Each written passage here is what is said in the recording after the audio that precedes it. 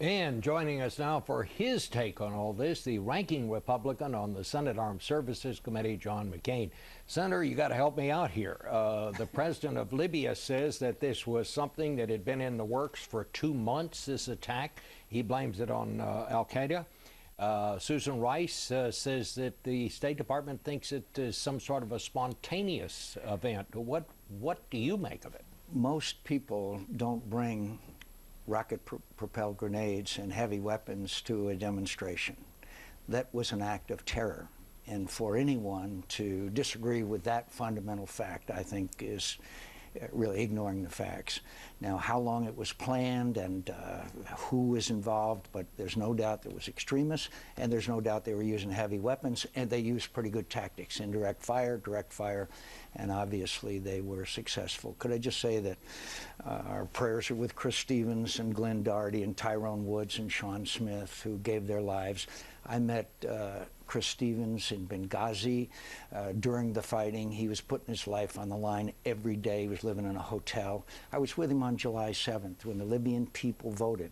And he and I were down where thousands of people were saying to him, thank you, America, thank you. So the last thing that Chris Stevens would want the United States to do is to stop assisting Libya as they go through this very difficult process of trying to establish a government and democracy.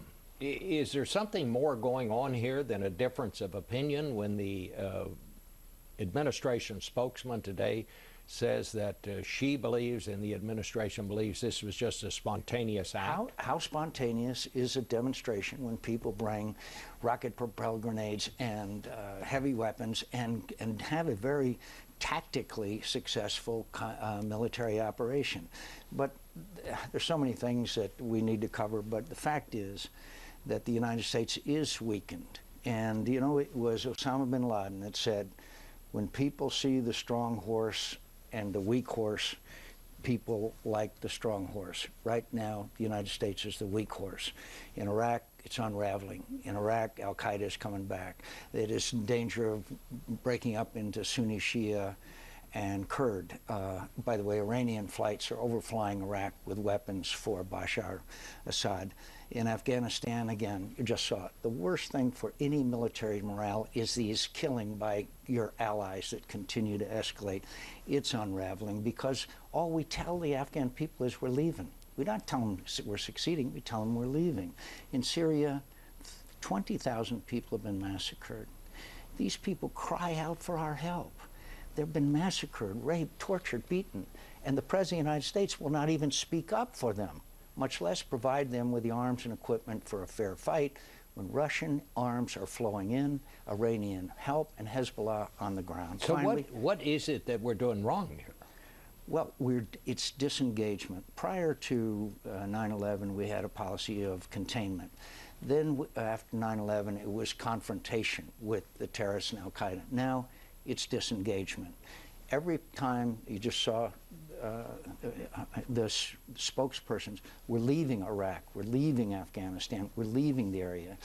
The people in the area are having to adjust, and they believe the United States is weak, and they are taking appropriate action. And in Israel, now we have a looming situation. Is there anybody that doesn't believe that Iran continues on the path to nuclear weapons, despite the sanctions that have been harmful to them?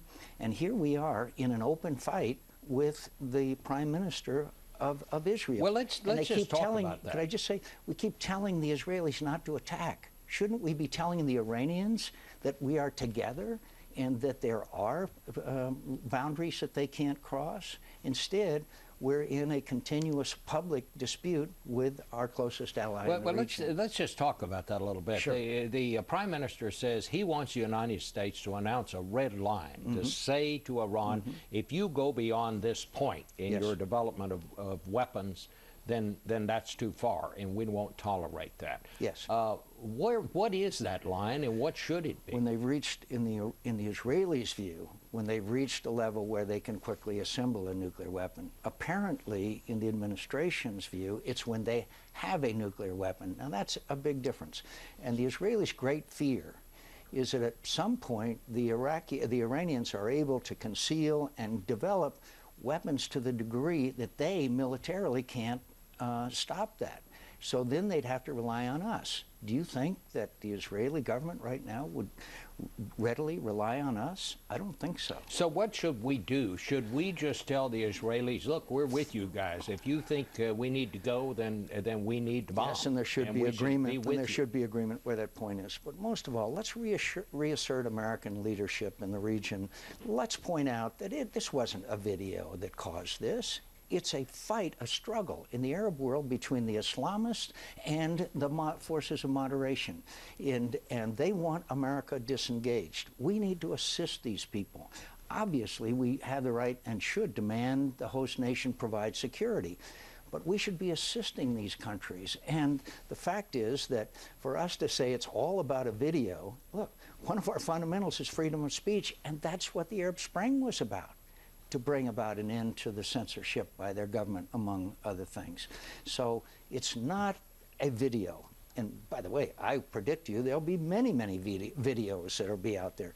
It was the Islamists, radical Islamists, advertising and pushing this objectionable, hateful video to incite the forces that would then bring about their assumption of power. That's what this is all about. Did Mitt Romney speak inappropriately when he spoke out so soon in all of this? If you look at the statement that was given by the American embassy and later disavowed by the administration itself, of course that was a very weak statement. It was a semi-apology.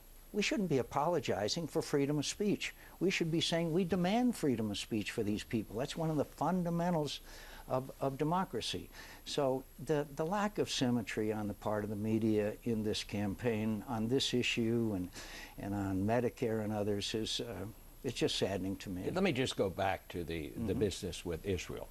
What should the United States do? Should it tell Israel, look, we're with you, and you take the lead here, or what should we say? What we should do, and it doesn't have to be public, is sit down with the Israelis. By the way, rather than send our national security advisor and chairman of the Joint Chiefs of Staff to go to Israel and come back and say, we tell the Israelis not to attack. Is that what the message we want to send to the Iranians? And by the way, because of this weakness, the Iranians don't believe that we are going to do anything about their efforts because of our other activities. We should, in quiet negotiation, say, this is a line that you, Israel, can be confident that we will not let them cross, and we will act with you militarily. The Israelis are aware of the consequences of acting alone in the Arab world. But by the way, the Arab world will be celebrating in private if we deal this blow to the Iranians. Again, the Syrian people need our help. All right. Senator McCain, thank you so much. Thank and you. We'll be back in 1 minute with analysis on all of this.